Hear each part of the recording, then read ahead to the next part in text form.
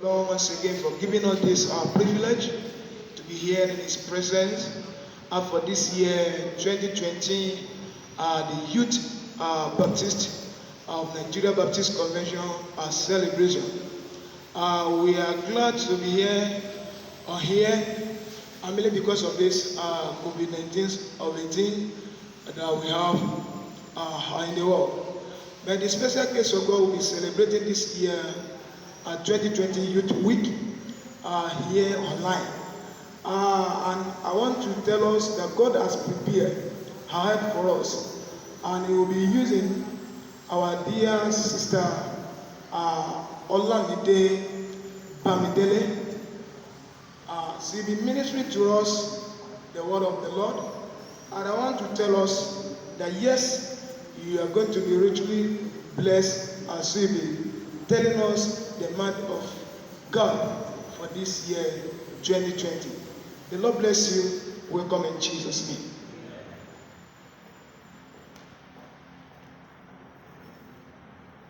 Praise the Lord. Thank God for the privilege we have to be in His presence. Let's bow our hearts as we pray. Patient words, ever true, changing me and changing you. Have come with open eyes, oh, let the ocean wide.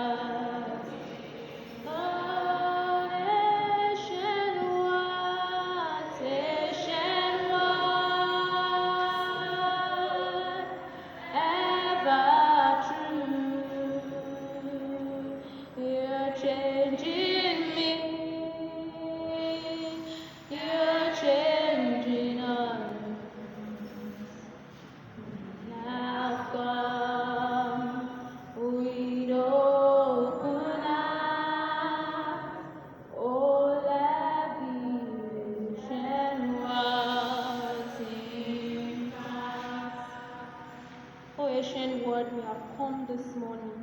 We ask that you would send your double-headed sword to sit between where our souls and our spirits connect and bless us in Jesus' name.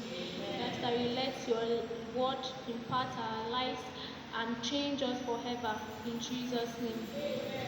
For in Jesus' name we have prayed.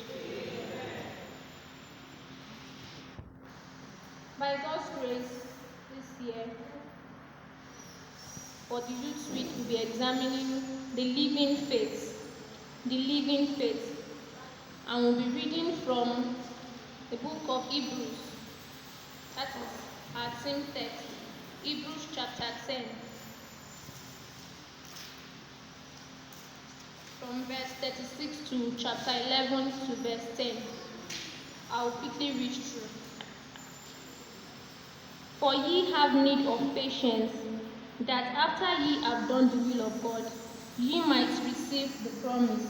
For yet a little while, and he that shall come will come, and will not tarry. Now the just shall live by faith. But if any man draw back, my soul shall have no pleasure in him. But we are not of them who draw back unto perdition, but of them that believe to the saving of the soul. Now faith is the substance of things hoped for, the evidence of things not seen. For by it the elders obtained a good report. Through faith we understand that the worlds were framed by the word of God, so that things which are seen were not made of things which do appear. By faith Abel offered unto God a more excellent sacrifice than Cain, by which he obtained witness that he was righteous, God testifying of his gifts, and by it he being dead yet speaketh. By faith Enoch was translated that he should not see death, and was not found, because God had translated him. For before his translation he had this testimony, that he pleased God. But without faith it is impossible to please him. For he that cometh to God must believe that he is, and that he is a rewarder of them that diligently seek him. By faith, Noah, being warned of God of things not seen as yet, moved with fear, prepared an ark to the saving of his house, by which he condemned the world and became heir of the righteousness which is by faith. By faith, Abraham, when he was called to go out into a place which he should after receive for inheritance, obeyed, and he went out, not knowing whither he went. By faith, he sojourned in the land of promise, as in a strange country, dwelling in tabernacles with Isaac and Jacob, the heirs with him of the same promise.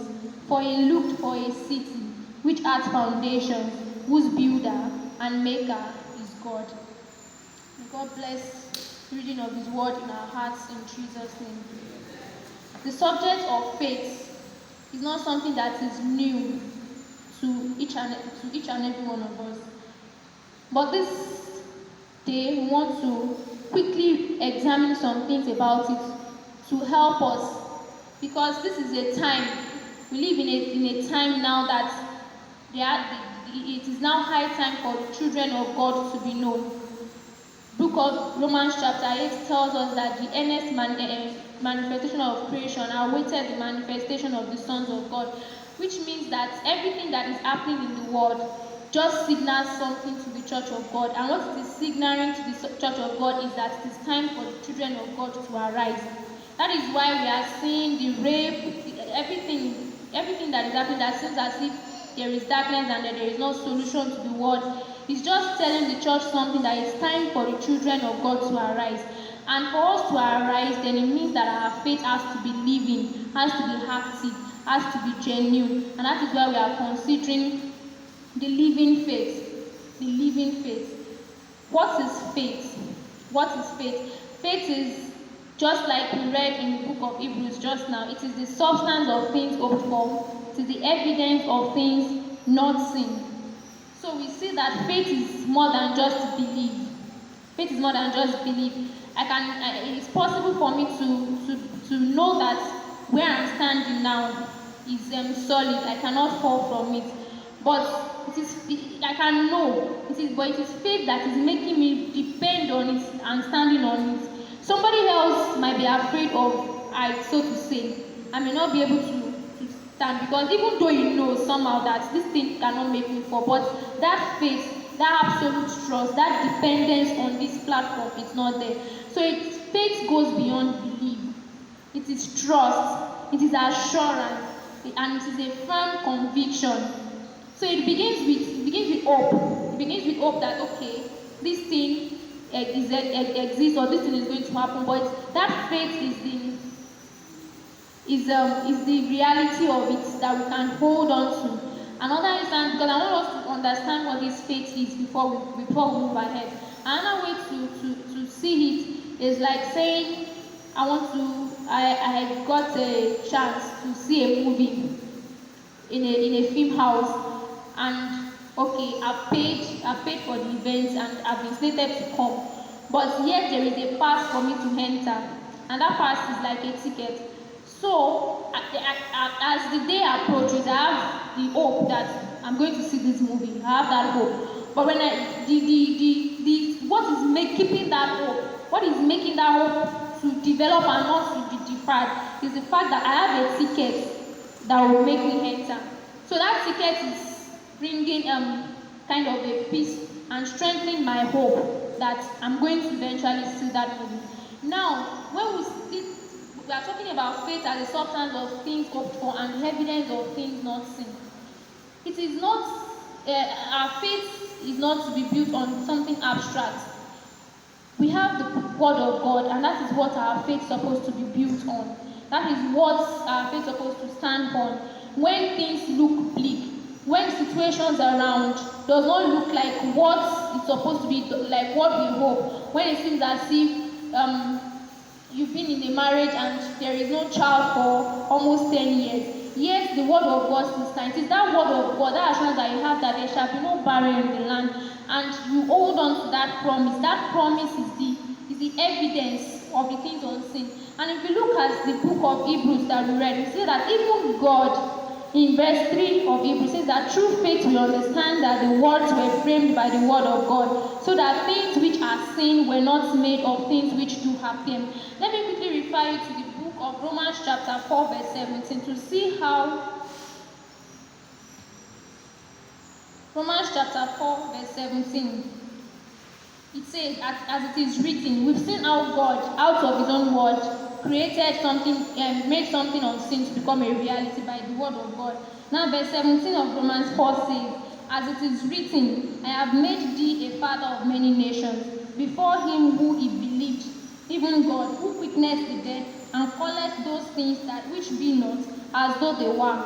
So it means that as believers, just like Abraham, he was called to be a father of many nations. But he did not look like it. In fact, till he died, he only had one son, so to say. But now all of us, we are there as to be descendants of Abraham. Now he has many children. But the faith that he had then was that he held on to God. And faith, the faith that the kind that God displayed in that verse 3 is also what we can as believers to call those things that be not as though they were. Now that we have seen what faith is, what are the things that we have to know? We have been talking about faith, but this faith, what is it? We have to ask ourselves some questions to examine ourselves. The first question that we have to ask ourselves is, am I truly saved? Are you truly saved? It is not enough to come to the church. It is not enough to fill a form in a ministry or in an organization and they put religion and you put Christianity or whatever. Are you truly saved? The Christians in Antioch, nobody said to anybody that I am a Christian, but they saw the way they lived, they saw what they professed, and they were able to say that no, these people truly are Christians. So they gave them that name, Christians. Now, what does it mean to be saved? We cannot be talking about salvation if you have not at one point or the other trusted God with your life. Actually, what happens at salvation is that we accept the life of Christ. We accept what he did on the cross. We believe in our that truly he went even to the high temple that is in heaven, broke through the veil, and gave us access to approach the Father, washing away all of our sins. Now we believe that, and then we now go ahead to confess with our mouth, such that by believing in our heart and by confessing with our mouth, salvation is ours. And that salvation, what do we confess? We confess that Jesus Christ died, Jesus Christ rose from the dead, and he has now taken our sins away. Now, when we have been saved, we move ahead. Remember, I said that what happens at salvation is that we accept the life of Christ. Now, after salvation, there is now a need for us to now live out that life of Christ. That is when we can live. There are two pathways. When we give our lives to Christ, we say things like, now I've accepted God as my personal Lord and Savior. But it is actually the things that happen after that day that will now show if indeed you have accepted him as Lord and Savior. And that is where we have to talk about, why we are talking about the living faith. The living faith is a faith that will trust God to live each day in union with him. Because now that we have been saved, our life has been hidden in Christ Jesus. And the only way we will be able to live our life is to stay hidden in that Christ Jesus and to live with him each and every day.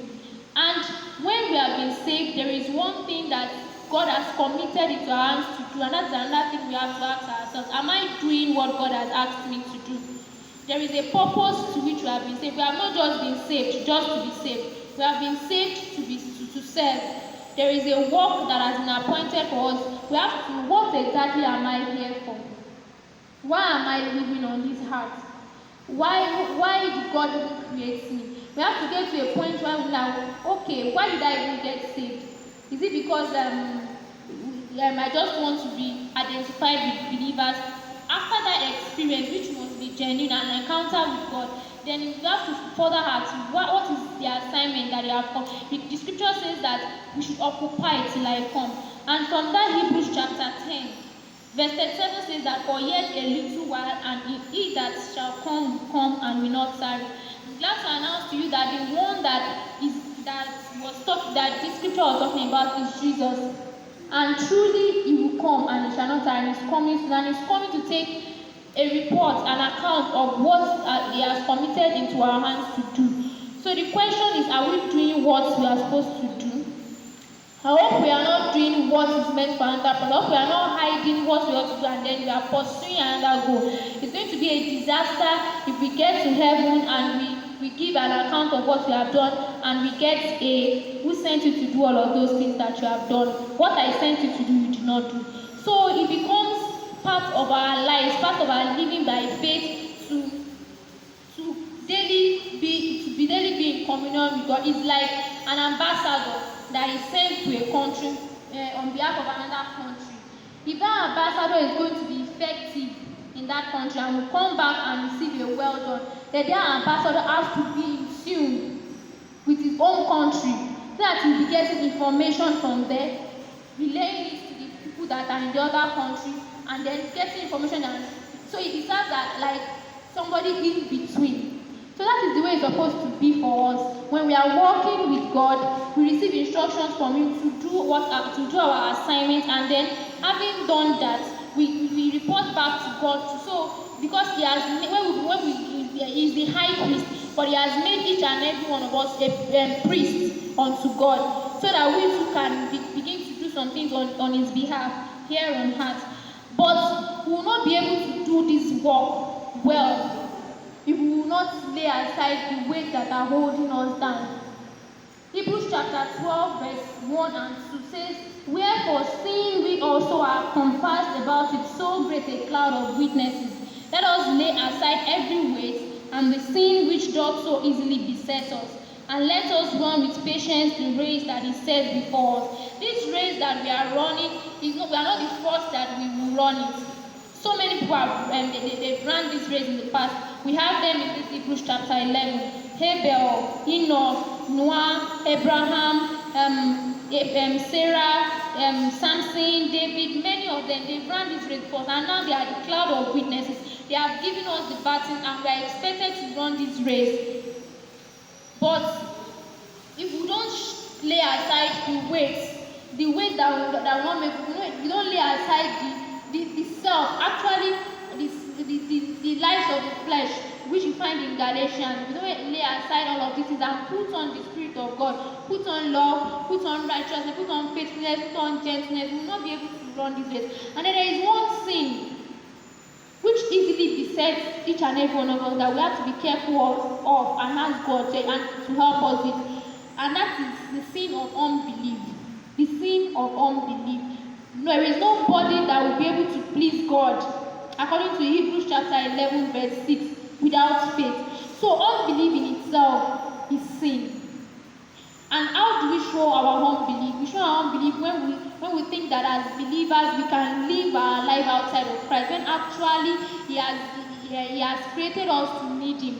So when we live our lives as if we know how to live it, we don't approach Him in prayer, we don't go to His word to see what He has in His mind for us. We just keep doing our things. We come to the church of God, we go to our workplaces, we just live as if there is no God, yet we claim to be believers. We cannot expect to have a relationship with somebody and not commune with that person. It is not showing that there is no way our faith can be living that way. Enoch, for instance, had a record that he was translated, and before his translation he had this testimony that he pleased God.